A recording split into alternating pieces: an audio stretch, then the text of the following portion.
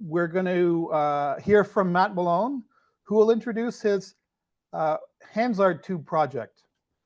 The HansardTube project, the aim is to automatically upload Canadian parliamentary videos to YouTube so you can make use of its built-in multi-language and accessibility features. Matt is an assistant professor and director of the Canadian Internet Policy and Public Interest Clinic at the University of Ottawa Faculty of Law. Matt, we are so glad to have you. Feel free to share your screen and take it away.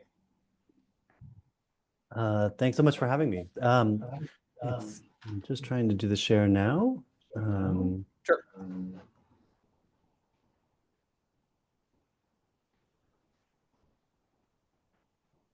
Okie dokie. Can you all see my world's most basic Google slide? It's great. It's so clear, Matt. We can see it in the room. It's fantastic. You can feel it. Good. Thanks everyone for having me. It's really nice to join you virtually. I was really curious to get the invitation, and yeah, I'm really excited to talk to you and learn a little bit more about your projects too.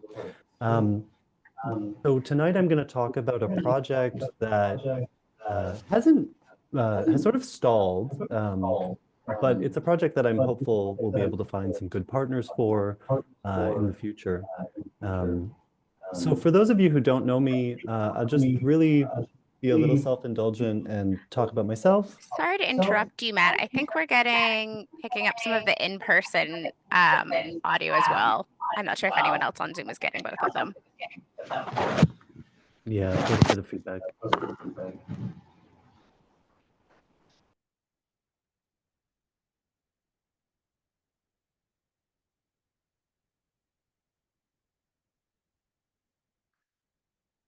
Is it still there? Nope, it seems like it's gone. Okay, great. So for those of you, I'll just talk a little bit about kind of how I got to the project, which might explain sort of the interest. So for those of you who don't know what Civic is a law and technology clinic at the University of Ottawa. And we really focus on our mandate to serve the public interest in areas where the law and technology intersect. So we do things like go to Parliament and advocate, take positions that we believe are in the public interest with regards to legislative proposals for privacy legislation or online harms and things like that. We also have an active education and mentorship role in training the next generation of I should say tech and law policy leaders. And we also do active litigation and judicial review type work. So we're involved in legal proceedings. We're doing some cases now that I think are particularly important for the future of tech law in Canada, including a first of its kind case to expunge copyright registration by a product that was created by AI. That's the Sani litigation. And I think that will be quite an important case for the future of copyright and AI generated materials in Canada. And we also are involved in a series of BitTorrent cases that deal with issues around authorization to copyright infringement and the evidentiary burden for proving copyright infringement. And I think we're very much on the right side in that one as well. And we're doing a couple other things of interest around interventions in privacy and voyeurism cases, focusing on the rights of vulnerable populations. And we're working currently on a project that involves inferential reasoning in judgments that look at inferring consent in sexual assault cases. And we're partnering with a feminist organization there. So we do a lot of that kind of stuff. We submit reports to Parliament, as I said, and we're also doing a bunch of access to information work where we're really focusing on pivoting towards transparency and recognizing the importance of transparency and accountable government. So that's a project I've been working on for a little while last year, which is called the Open by Default project, which you could check out. This is a project that makes available copies of previously released access to information requests, with the idea that putting this in a single repository in the public domain serves many public interests. And we've collected these by building essentially a bot that automatically requests copies and then publishes them online. This is through a partnership with the Investigative Journalism Foundation, a project we're really proud of that we think is moving access to information in the right direction. And we're piloting a project right now with government contracts, which basically monitors procurement in Canada for instances where the government spends more than $10,000 on a contract with a third party under our under our sort of transparency legislation. That information needs to be released in the public domain within, I believe, 30 days of the contract being signed.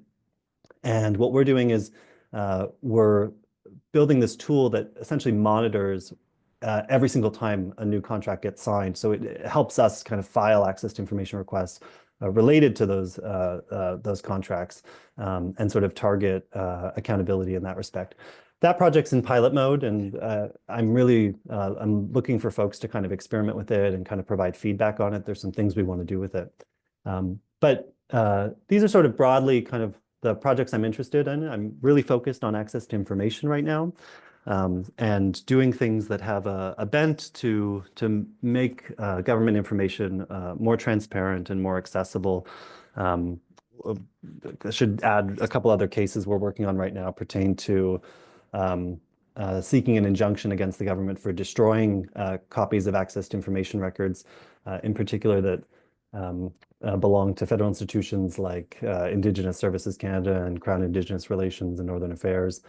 And we're also working on a project to seek disclosure of source code for the ArriveCan app, the glitchy version that sent erroneous orders to folks. So we're interested in kind of doing these types of cases.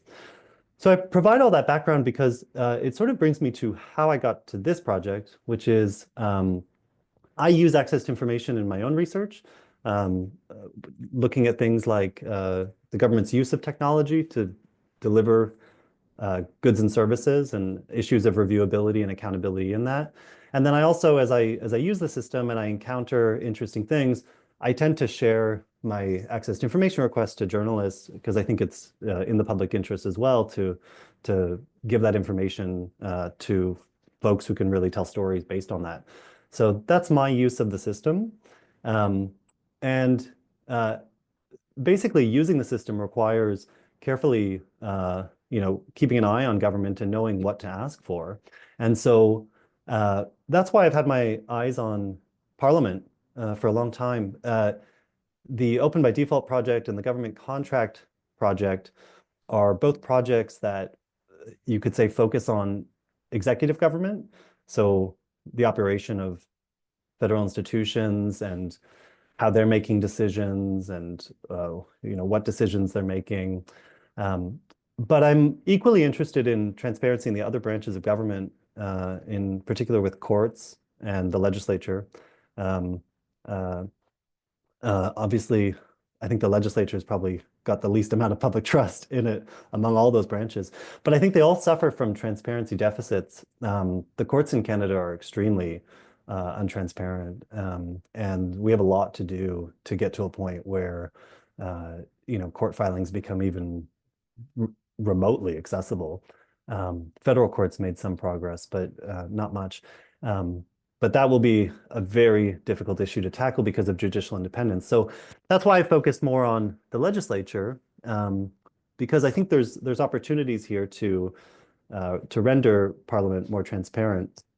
And when I say Parliament, I'm not talking just about things that happen in the House of Commons, the Chamber, but also Parliament as in committees.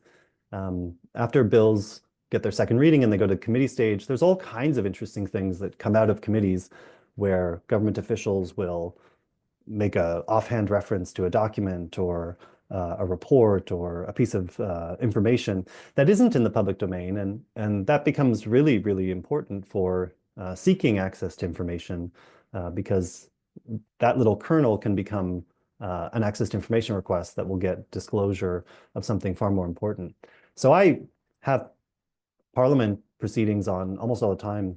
It's extremely nerdy to admit this, but I feel like I'm in a safe space. So I watch Parliament nonstop some days, especially when it's in session, seeking information that I might be able to get from these committees in particular. So just a bit of history in terms of the transparency of Parliament. In really until the 19th century, transparency was not at all even seen as a basic expectation of the function of Parliament. Parliaments were very secretive. And it's really at the start of the 1800s where you see folks a little bit like with the courts, transcribing judgments and putting them into reporters and then collecting judgments. And then that's sort of how judgments moved from an oral tradition to a written tradition. At the start of the 1800s, you see a man named William Cobbett writing down events in the Parliament of Great Britain and Ireland, and then those transcripts being published by a publisher named Thomas Curzon Hansard. And for having the temerity to publish Hansard, his transcriptions, Thomas Curzon Hansard's actually briefly imprisoned for a period of time, but slowly wins over Parliament to the importance of this. And by the end of the 1800s, Parliament is subsidizing this process, and this becomes a great tradition where the records of Parliament, Hansard, taking the name of the original publisher, put in writing all of the debates and speeches from the chamber, and then expanding as well to committees and so forth. So in 1977, in Canada, there's a motion in the House of Commons to introduce video and audio recordings. And in 1989, this gets formalized a little bit with the creation of CPAC, the Canadian Parliamentary Channel, which is a consortium of cable TV companies that came together, created a not-for-profit, and through a subscriber fee that's set by the CRTC, collect money to provide basic services where they take the recordings from Parliament and air them on a TV channel. And in 2003, this goes online with the creation of something called ParlView. So these are sort of the two options you have today if you want to watch Parliament. You can go to CPAC on cable, or you can go to ParlView on the website, whose domain I can never fully remember. And in my view, both of these are pretty bad. CPAC's embracing YouTube a little bit, not much. They're not incentivized to really use YouTube because their subscription fee comes through cable. And so that subscription fee, which is regulated by the CRTC, due to the exigencies of their budget, it keeps going up despite the viewership going down. So it's not really a sustainable model. And CPAC's needed some bailouts from the government to sort of maintain its level of service. They're really resistant to going digital because of the cable heritage. So that on YouTube, they have a very limited footprint. They do question period, they do chamber, but they don't do committees. And that's really where so much of what's actually happening in the Canadian government is happening there.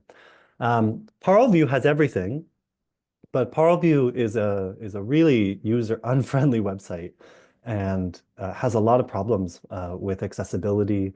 It's a very useful site if you know exactly what you're looking for, which many users who use it do, but it has a very limited accessibility features.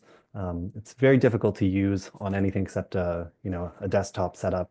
And so in my view, they're both not ideal, and there's room here to really make an improvement. And so that's where the idea came along to create a YouTube channel that basically scrapes or downloads all of the videos from ParlView and then puts them on YouTube. And there's a lot. So the videos in English, the videos in French, the bilingual version, all these historical videos going far back. and to just take advantage of YouTube's sort of built-in features. So have live transcripts, which are not available on those other, on ParlView itself, for example.